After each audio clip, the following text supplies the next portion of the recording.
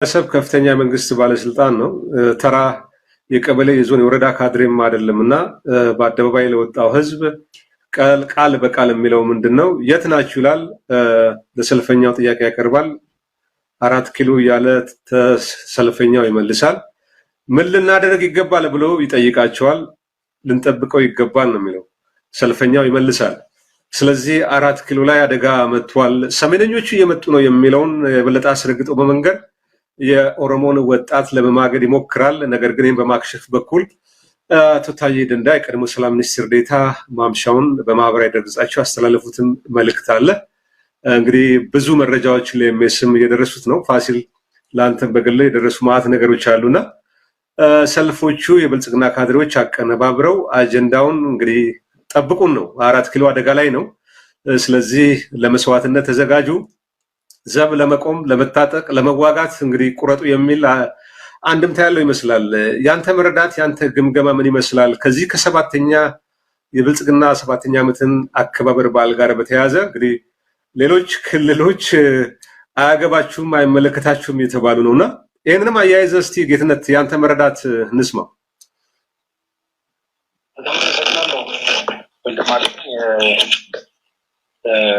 hopefully በትክክል ይሰማል።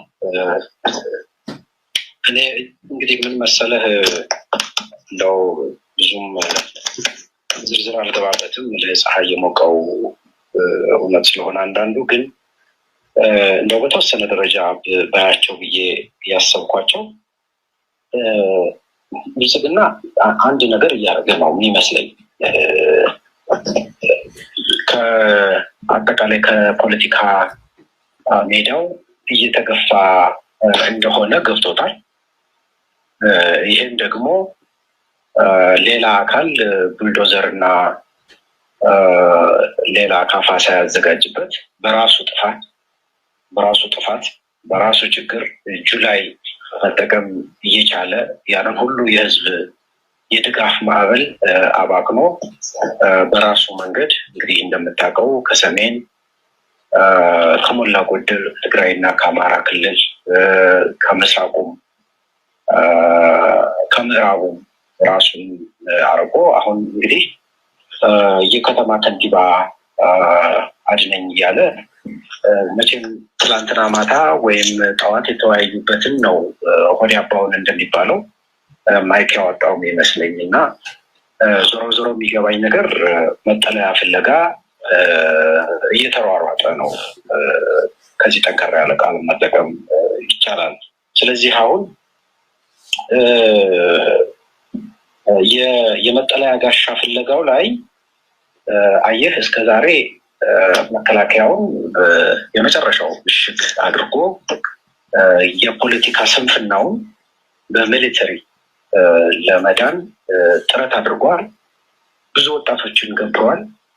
እንደ ሀገር ብዙ ወጣቶችን ጭድ አድርገናል። መቼም አንድ ሰው እየሞተ እንደገና እየተነሳ አይዋጋም። ያው ተፈጥሯዊ ነው። ሰው ማኒዝ ሞርታል። ስለዚህ እየሞትክ ነው የምትቀጥለው እና ወዳጅህ አጠገብህ እየሞተ ብዙ ጊዜ ሞተህ እንደማትነሳ ስለሚገባህ ተስፋ መቁረጡ እና የማስተካከያ እርምጃ መጠየቁ ግዴታ ነው።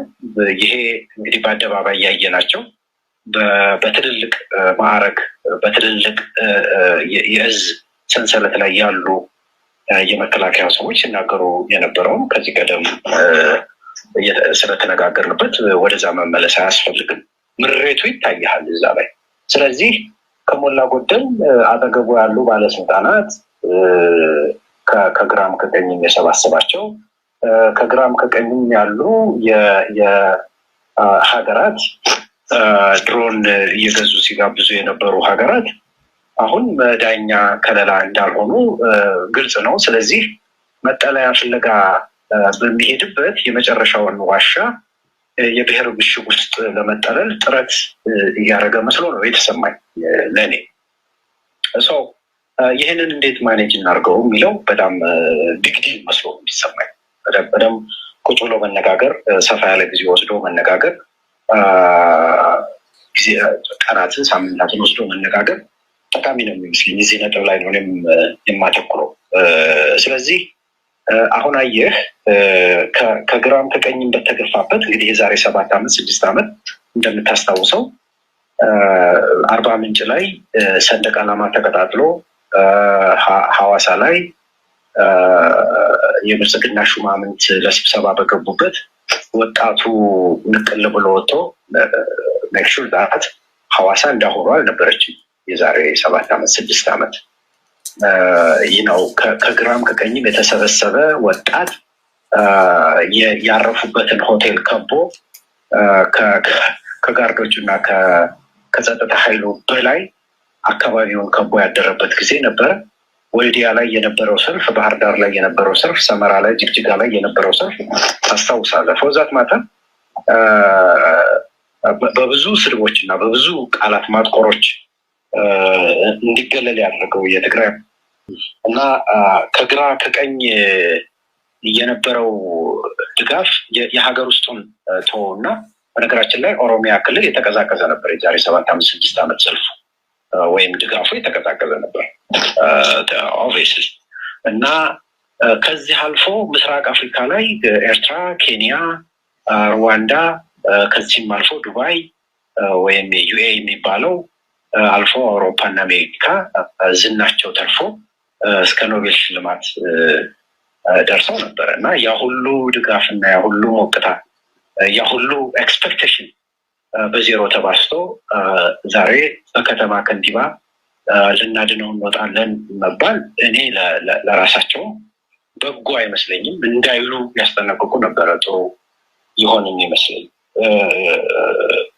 እነዚህን እንደው እንደ መነሻ ካልን በተለይ ምን ቢደረግ ነው ጥሩ የሚሆነው የሚለው ላይ ጥቂት ነጥቦችን ላንሳ። እንደምታውቀው ህወሓት እንኳን እንዲህ ያሉ ስህተቶችን ምናልባት 97 ዓመተ ምህረት ምርጫ ይመስለኛል ወደ መጨረሻ ላይ በጣም የገፋ ሲመስለው በቅርበት ተከታተለው ነበረ። ሆፍሊ አንተም ፋሲልም በደንብ ታስታውሱታላችሁ ነገሩን። ከተሳሳቱ ታርሙኛላችሁ። ወደ መጨረሻ ላይ የነዚህ እናረጋሽ በአረና ውስጥ የነበሩ ሰዎች በጣም ገፍተው ሲመጡ ከዛው ከቲፒኤልኤፍ የወጡ ሰዎች ወደ መጨረሻ ላይ ስፒከር ገጥሞ ነፍጠኛ መጣብህ እያለ ትግራይ ውስጥ በካሴት ይቀሰቅስ እንደነበረ መረጃው አለኝ። መጨረሻ ላይ ደግሞ እዚህ ወደ ለውጥ የምንለው 2008 9 ወደ 2011 አካባቢ የመጨረሻውን እንትን ሲያደርግ ሮጦ ሄዶ መቀሌ እንደተደበቀ እናስታውሳለን። ህዝቡም እንደ እውነቱ ለመነጠል በጣም ጥረት አድርጓል። እስከዛሬ ጉድጓድ ውሃ ያላወጣችሁልን አሁን ውስኪው ሲደርቅባችሁ ነው ወይ እኛ ጋር መታችሁ የምትወሸቁት እዛዎች አሉ እያለ ከፍተኛ እንትን ነበረው እና እኔ በጣም ጥቂት ጊዜያት ነው አይ ነው ምንም ጥያቄ የለውም ራሱን የትግራይ መንግስት አድርጎ ወይም የትግራይ መንግስት አድርጎ ለመቁጠር በጣም ጥረት ያደርግ ነበር። ግን ይህን ያህል እንደተሯሯጠ እርግጠኛ ነበርኩ። ቢተማመን የነበረው በአጋዚ ኮማንዶ እና በአጠቃላይ በሴኪሪቲ አፓራቶሱ ነበር በሚጌታቸው አስተባበቁ እና አዲስ አበባ ተቀምጦ ደፋር ነበር እስከ መጨረሻው ድረስ። ያንን ለማድረግ ያንን ማህበረሰቡን ጭዳ ለማድረግ አልሞከረም ነበር። ወይም እዛ ውስጥ ተወሽቆ የማህበረሰብ ግጭት የሚመስል ነገር ለመፍጠር ጥረት ሲያደርግ አላስታውስም። እርግጥ ነው በፈጠረው የፌዴራሊዝም ጥንስሱ ከዛው ስለነበር አማራና ኦሮሞ፣ ትግሬና አማራ እያለ ያንን ለማድረግ ያው ኦብቪየስሊ የብሔር ፖለቲካ ጠባዩ ስለሆነ እሱን አልዘነጋሁትም። አሁን ላይ ግን ከዛ የባሰ ነው የሚሆነው። ስለዚህ ብልጽግና መደበቂያ ፍለጋ በሚሯሯጥበት ወቅት ሁለት ነገሮችን ያደርጋል። ዋን ያው እንደምታውቀው በፍጥነት እና ባልተመጠነ እርምጃ የሚሄድ ሰው ዕቃ ይደፋፋል። በዚህ መሀል ማህበረሰብ እልቂት ከፊታችን እንዳይመጣ መጠንቀቅ ያስፈልጋል። ሁለተኛው ደግሞ ይህንኑ እሱ ሲሯሯጥ የሚደፋፋውን ዕቃ እንያዘውና በሌላ በኩል ደግሞ መጡብህ እያለ የእልቂት ጠመቃ ከሌላኛው ወገን ሊያስነሳ እንደሚችል ማወቅ በጣም ጠቃሚ። ስለዚህ ሁለት ሬስፖንሲቢሊቲ ነው እዚህ ያለው። በመሀል ሀገር ያለው ሰው ቢያንስ ራሱንና ቤተሰቡን ሊጠብቅበት የሚችለውን ሁለንተናዊ አስተሳሰብ እና የአእምሮ ዝግጅት ማድረግ አለበት። ይሄ ወንድማገኝ እንደው ለቶከን ለማለት እና ሰዓት ወስዶ ሲያወሩ ለማምሸት የሚደረግ እንትን እንዳልሆነ ውርድ ከራሴ በሚል የሚነገር እንደሆነ በደንብ ይያዝልኝ። በሌላ በኩል ደግሞ በተለይ የኦሮሞ ልሂቃን በቅርብ ጊዜያት የምንሰማቸው በጣም በጎ ድምጾች አሉ። ኦሮሞ በአለፉት 7 ዓመታት ቁም ስቅሉን ሲያይ ነው የከረመው። ወለጋን እናስታውሳለን። አርሲ በዚች ደቂቃ በዚች ሰዓት ገበሬው ጫካ ገብቶ ነው የሚያድረው። ቤቱ ማደር ስለማይችል እያወጡ ስለሚገሉት፣ እያወጡ ስለሚደራደሩት በሚሊዮን ብሮች። የአምቦ የሰላሌ ማህበረሰብ ቁም ስቅሉን ሲያይ ነው የከረመው። ቁም ስቅሉን ሲያይ የት የቀን ገዥና የጨለማ ገዥ ተብሎ ማህበረሰብ ሲማቅቅ ነው የከረመው።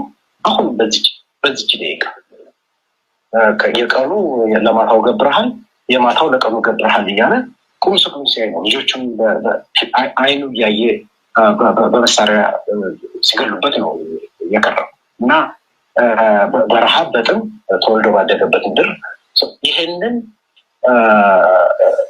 እኛ ከምንናገረው ይልቅ በተለይ ደግሞ በዛው አካባቢ የሚደመጡ ልሂቃን ወጥተው በደንብ ማስረዳት አለባቸው። ከመሀል ተንደርድሮ እዛ አካባቢ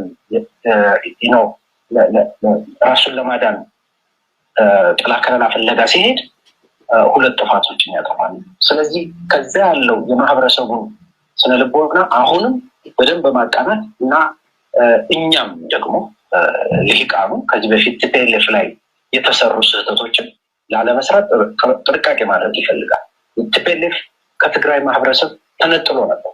ቅድም እንዳልኩ የጉድጓድ ውሃ ሳታወጡ አሁን ውስኪ ሲደርቁባቸው ነው ወይዚህ የምትመጡት ብሎ ራሱ ማጋለጥ ራሱ መናገር ጀምሮ ነበር። አስታውሳለሁ። በኢቢሲ በቴሌቪዥን የሰማው በመረጃ ያገኘሁትን አይደለም፣ በይፋ የተነገረውን ነው የምነግር። ግን ከመሀል ያለው ማህበረሰብ የትግረኛ ሙዚቃ እንኳን እንዳይደመጥ አንዳንድ ሲደረጉ የነበሩ ነገሮች ያሳዝነዋል። ይሄ በራሱ ፖለቲካ ነው ወይ እንደው በስሜት የተደረገ የአንድ ቅጽበት ምናምን ሊመስል ይችላል። ሲነገሩ የነበሩ ቃላትንም ሲደረጉ የነበሩ ነገሮችንም እናስታውሳለን። እና አሁንም በተለየ መንገድ የኦሮሞ መንግስት ነው እንትን ጠቅሟል በተለየ ባለጊዜ እያሉ አላስፈላጊ የወርዲንግ እና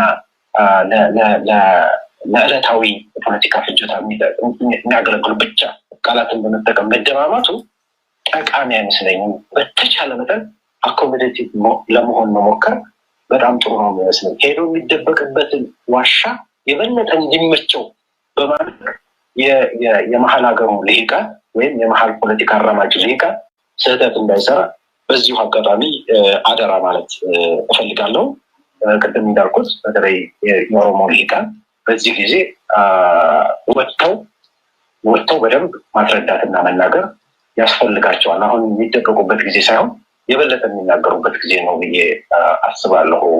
እንደው በዚህ ብንቃኝ ነው ብዬ ነው ወንድማለሁ። በጣም አመሰግናለሁ አቶ ጌትነት ወርቁ የእናት ፓርቲ የውጭ ግንኙነት ኃላፊ በሜስ ቀርበህ በዚህ ጉዳይ ለሰጠው ማብራሪያ ከልብ ነው የማመሰግነው። ጥሩ መልእክት ነው፣ ቅልብጭ ያለች ነች።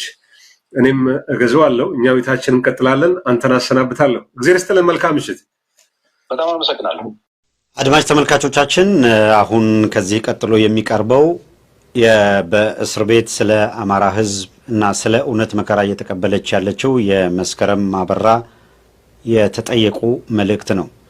መስከረም አበራ ሕፃን ልጆቿን ትታ ቤተሰቧን ትታ ስለ አማራ ሕዝብ መከራ እየተቀበሉ ካሉት መካከል ነች።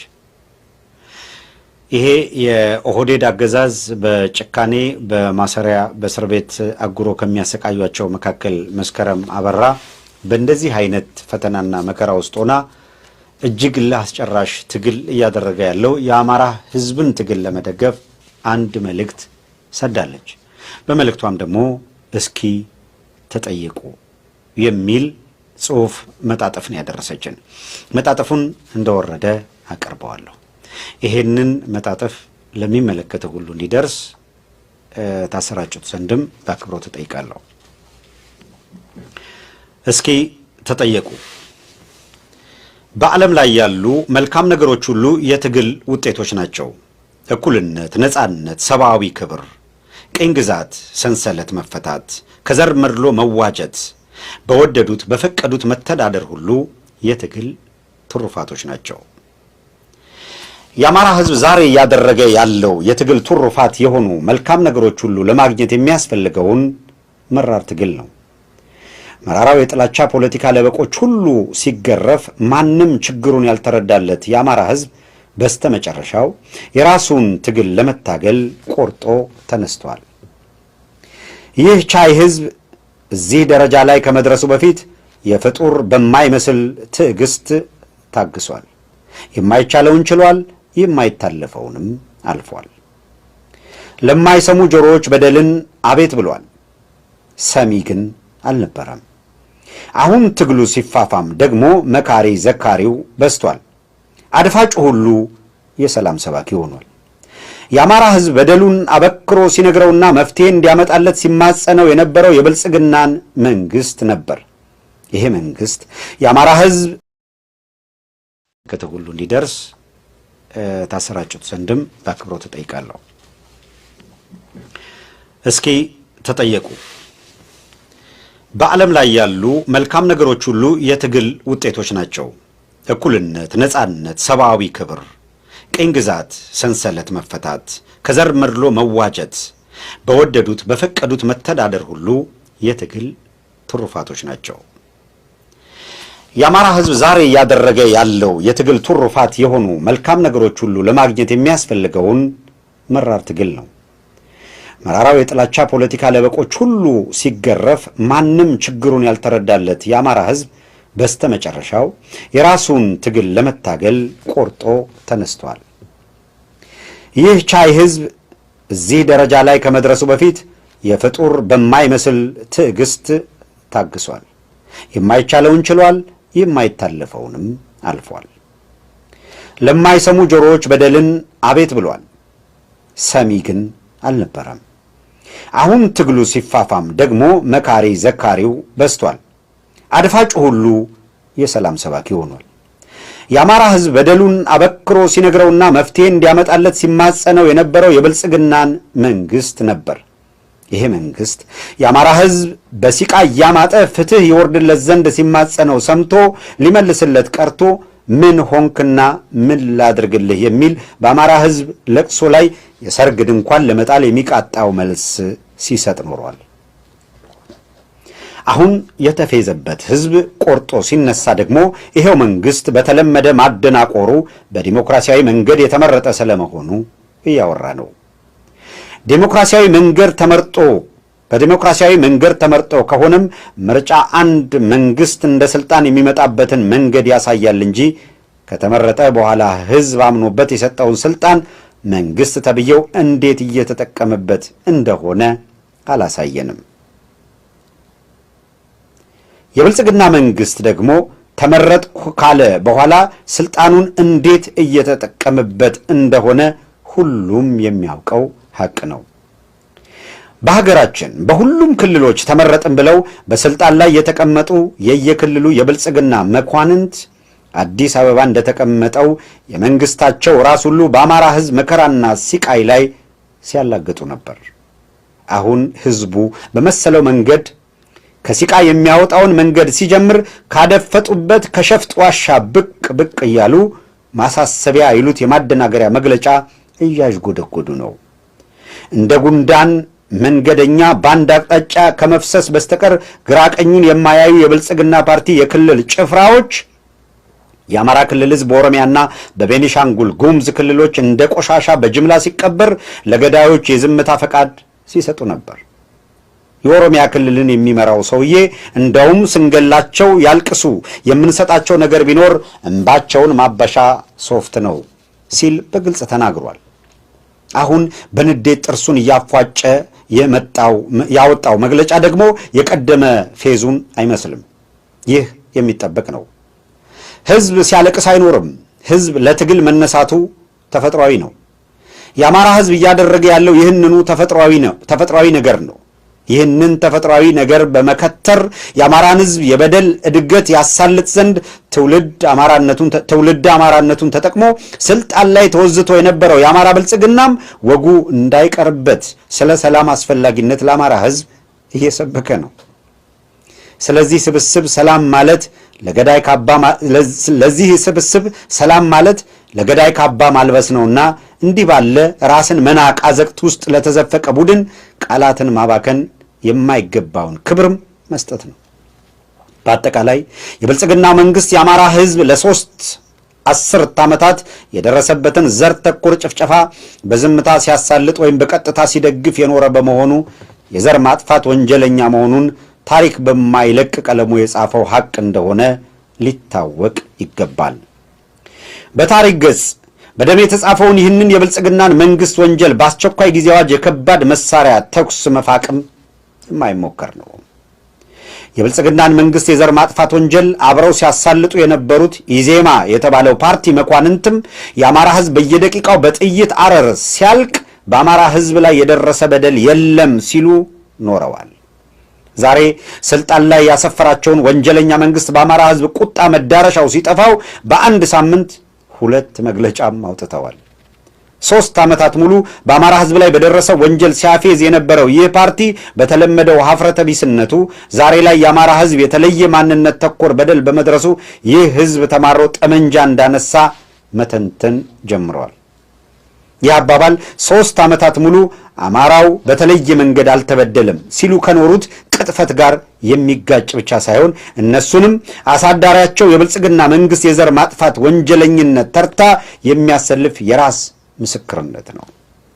በጣም የሚገርመው ደግሞ ይህ ፓርቲ በመግለጫው መንግስት የአማራን ህዝብ ጥያቄ ባለመመለሱ እየከሰሰ የዚሁ ፓርቲ መሪ የመንግስት ሚኒስትሮች ምክር ቤት አባል ሆኖ የአማራ ህዝብ በከባድ መሳሪያ የሚያልቅበትን የአስቸኳይ ጊዜ አዋጅ አውጆ ደም መፍሰሱን እያሳለጠ መገኘቱ ነው።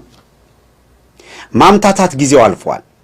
ገዳይም አዳኝም ወዳጅም ጠላትም መሆን አይቻልም። የህዝብ ልቦና ሁሉን ያውቃል። ታሪክ ሁሉንም ይመዘግባል። የታሪክ ፍርድ በሁሉም ሰው ፊት ነው።